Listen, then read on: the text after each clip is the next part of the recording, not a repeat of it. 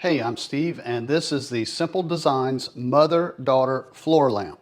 This is a good-looking lamp, and installation was super easy. It will take you about 5 minutes or maybe less to install and put this thing together.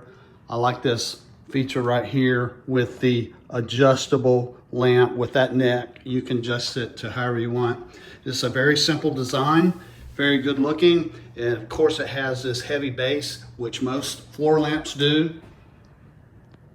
This lamp did not come with bulbs, but I like using these three-way bulbs in a lot of my lamps. Now these bulbs have 3 different color temps, and right there they're both set to the bright white color. Now it's set to the warm, more of a yellow color. Here the lights are set to kind of a middle of the road between the warm yellow glow and the brighter white. This is the middle, kind of a mix between the two. These shades are plastic. You don't have to worry about the lamp tipping over and glass shattering.